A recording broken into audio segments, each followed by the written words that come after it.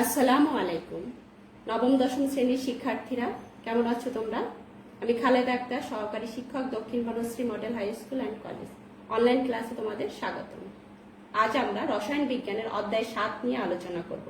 অধ্যায়ের নাম রাসায়নিক বিক্রিয়া। প্রথমে আমরা জেনে নেই আজকের পাঠ শেষে আমরা কি কি শিখব। রাসায়নিক বিক্রিয়ার শ্রেণী বিভাগ, জারণ বিজারণ, জারক বিচারক। আসো আমরা প্রথমে রাসায়নিক বিক্রিয়ার শ্রেণী বিভাগ দেখে নেই। রাসায়নিক বিক্রিয়ায় যে পদার্থ নিয়ে শুরু করা হয় তাকে বিক্রিয়ক এবং যে পদার্থ উৎপন্ন হয় তাকে উৎপাদ বলে। বিক্রিয়ক উৎপাদের ভৌত ও রাসায়নিক ধর্ম ভিন্ন হয়, এমনকি তাদের ভৌত অবস্থাও ভিন্ন হতে পারে। বিক্রিয়ার বিভিন্ন রকমের শ্রেণী বিভাগ আছে। বিক্রিয়ার দিকের উপর ভিত্তি করে বিক্রিয়াকে দুই ভাগে ভাগ করা হয়েছে। একটা হলো একমুখী বিক্রিয়া, একমুখী বিক্রিয়া, আর একটা হলো উভমুখী বিক্রিয়া।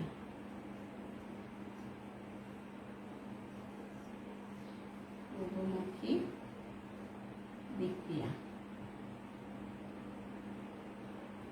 একমুখী বিক্রিয়া বলতে বোঝায় বিক্রিয়াটি একদিকে প্রবাহিত হবে। যেমন ক্যালসিয়াম কার্বনেটকে যদি খোলা পাত্রে রেখে তাপ দেওয়া হয় তাহলে ক্যালসিয়াম কার্বনেট ভেঙে কঠিন চুন calcium oxide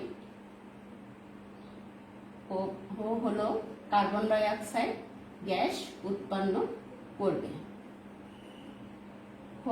carbon die oxide গ্যাসীয় পদার্থ হওয়ায় খোলা পাত্র থেকে বের হয়ে যাবে। এই অবস্থায় ক্যালসিয়াম অক্সাইড থেকে ক্যালসিয়াম কার্বনেট পাওয়া সম্ভব না। সুতরাং এটি একটি হলো একমুখী বিক্রিয়া। তাহলে আমরা বিক্রিয়া থেকে বলতে পারি যে রাসায়নিক বিক্রিয়ায় বিক্রিয়ক পদার্থগুলো উৎপাদে পরিণত হয়, কিন্তু উৎপাদগুলো থেকে পুনরায় বিক্রিয়কে পরিণত করা যায় না, তাকে একমুখী বিক্রিয়া বলে। একমুখী বিক্রিয়ায় বিক্রিয়ক উৎপাদের মধ্যে একমুখী তীর চিহ্ন ব্যবহার করে বিক্রিয়ার সমীকরণ উপস্থাপন করা হয়। উভমুখী বিক্রিয়া। উভমুখী বিক্রিয়ায় বিক্রিয়ক পদার্থগুলো বিক্রিয়া করে উৎপাদে পরিণত হয়। একইভাবে উৎপাদের পদার্থসমূহ বিক্রিয়া করে বিক্রিয়কে পরিণত হয়।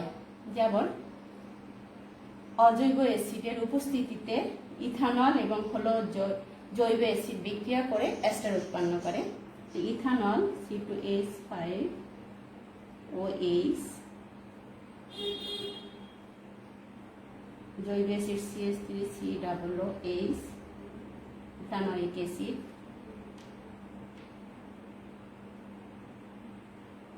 এটা হলো অজৈব অ্যাসিডের উপস্থিতিতে বিক্রিয়া করে উৎপন্ন করবে হলো ইথাইল ইথানয়েল এস্টার। ইথাইল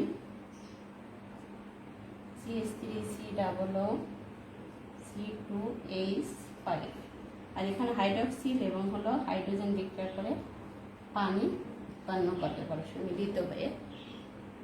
তাহলে উভমুখী বিক্রিয়ার ক্ষেত্রে বিক্রিয়ক উৎপাদের মধ্যে এখানে হলো উভমুখী হলো তীর চিহ্ন ব্যবহার করে বিক্রিয়ার সমীকরণ উপস্থাপন করা হয়। তারপর দেখলো বিক্রিয়ার তাপের পরিবর্তন।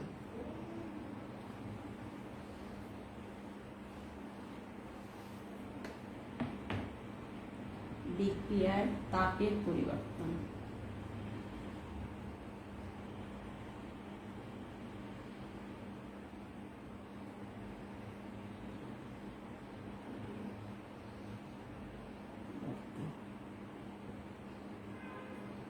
রাসায়নিক বিক্রিয়া সংঘটিত হওয়ার ফলে কখনো তাপ উৎপন্ন হয়, কখনো তাপ শোষিত হয়।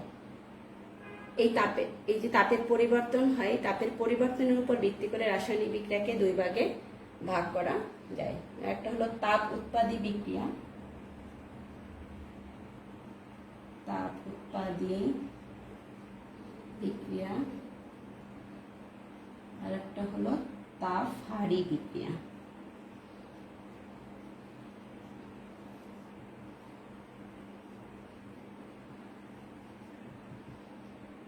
তাপ উৎপাদী বিক্রিয়ায় যে রাসায়নিক বিক্রিয়ায় তাপ উৎপন্ন হয় তাকে তাপ উৎপাদী বিক্রিয়া বলে।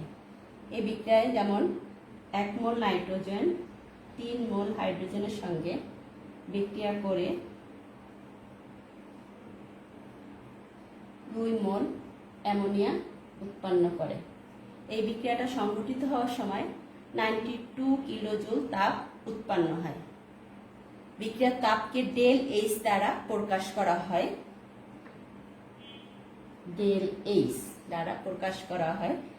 আর বিক্রিয়ায় যে তাপ উৎপন্ন হয় সেটার মান হলো ঋণাত্মক হয়। তাহলে ডেল এইচ এর মান হলো -92 কিলো জুল।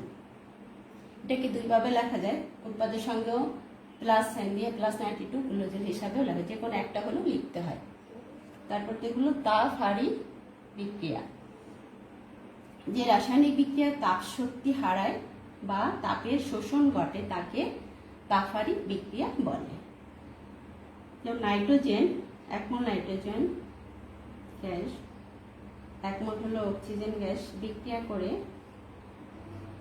2 মোল নাইট্রিক অক্সাইড উৎপন্ন করে। এই বিক্রিয়াটা সংঘটিত হওয়ার সময় 180 কিলোজুল তাপ শোষিত হয়। এটাকে ডেল এইচ ছিল, এভাবে লেখা যায় ডেল এইচ। এখানে এটার মান হলো, তাপহারী বিক্রিয়া হলো, ডেল এইচ এর মান হলো ধনাত্মক হয়।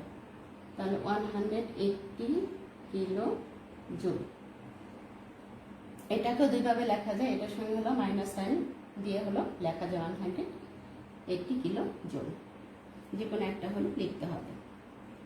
তারপর দেখবো হলো ইলেকট্রনের স্থানান্তর।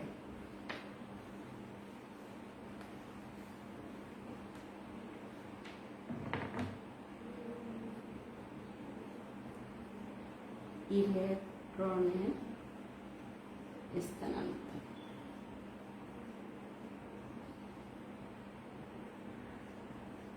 ইলেকট্রন স্থানান্তর বলতে বোঝায় রাসায়নিক বিক্রিয়ার আগে মৌলের মধ্যে কতগুলো ইলেকট্রন ছিল, বিক্রিয়কে যে ইলেকট্রন ছিল বিক্রিয়া সংঘটিত হওয়ার পরে উৎপাদের মধ্যে ইলেকট্রনের স্থানান্তরের তারতম্য ঘটে।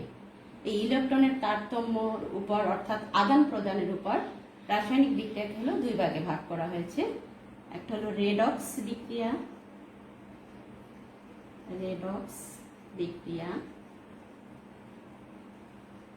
আর একটা হলো নন রেডক্স বিক্রিয়া।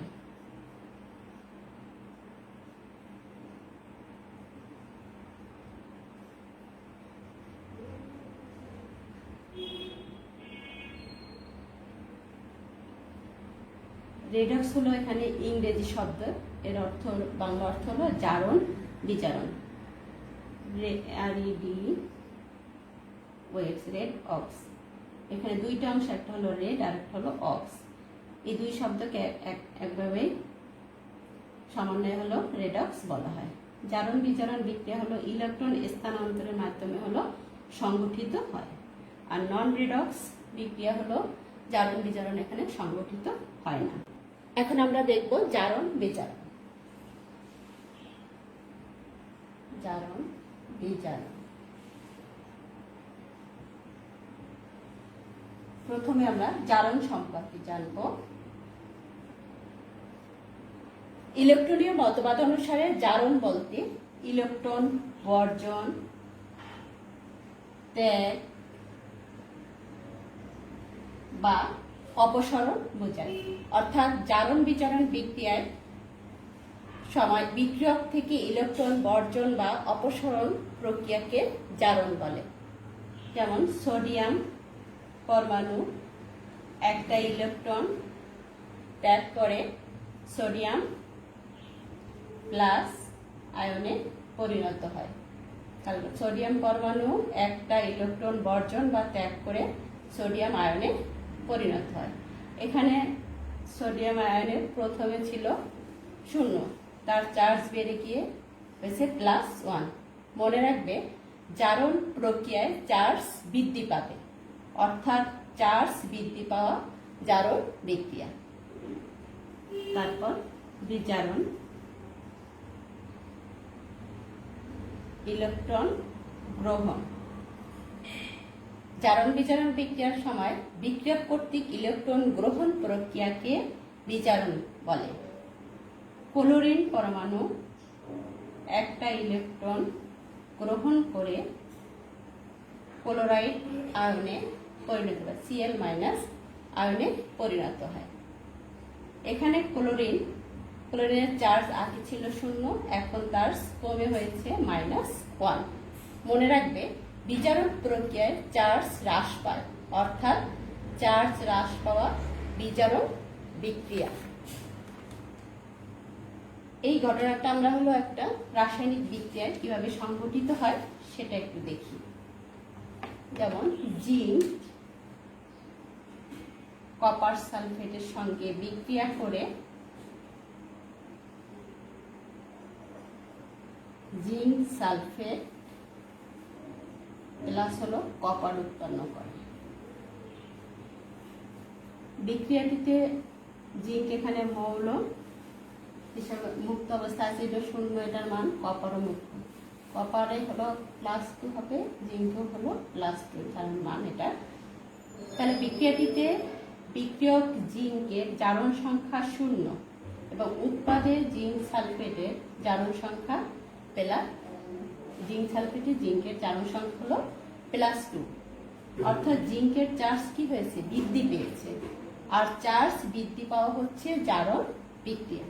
তাহলে জিঙ্ক এখানে হলো জারণ ঘটেছে, এটা হলো জারণ বিক্রিয়া সংঘটিত হচ্ছে।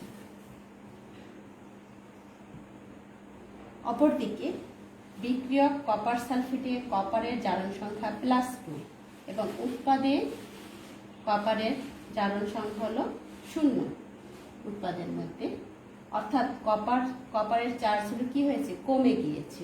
আর চার্জ কমে যাওয়া বা হ্রাস পাওয়া হচ্ছে বিজারণ বিক্রিয়া। তাহলে এখানে কপার কি ঘটেছে, এখানে বিজারণ বিক্রিয়া হলো সংঘটিত হয়েছে।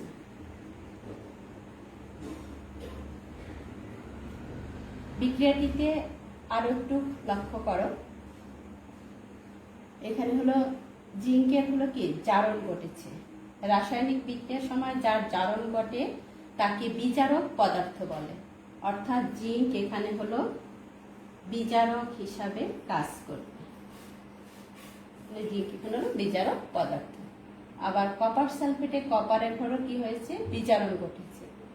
তাহলে এখানে কপার হবে জারক হিসাবে হলো কাজ করবে, জারক পদার্থ হিসাবে কাজ করবে।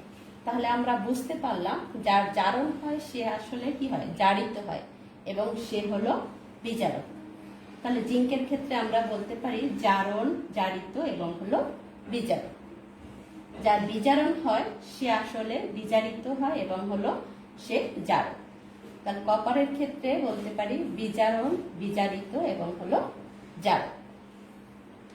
আশা করছি তোমরা ভালোভাবে বুঝতে পেরেছো। বিক্রিয়াটিতে আরো একটু লক্ষ্য করো, এখানে SO4 সালফেট আয়নে বিক্রিয়কে উৎপাদে কোনো পরিবর্তন হয়নি। এখানেও সালফেট SO4, এখানে হলো কোনো পরিবর্তন হয়নি। তো এই সালফেট আয়নকে বলা হয় দর্শক আয়ন।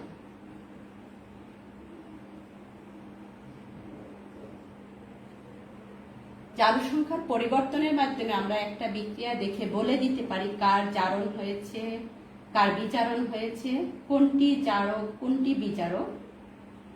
আশা করি তোমরা ভালোভাবে বুঝতে পেরেছো। পরবর্তী ক্লাসে আমরা জারণ সংখ্যা নির্ণয় করা শিখব। সবাইকে ধন্যবাদ জানিয়ে আজকের পর্ব শেষ করলাম। আল্লাহ হাফেজ।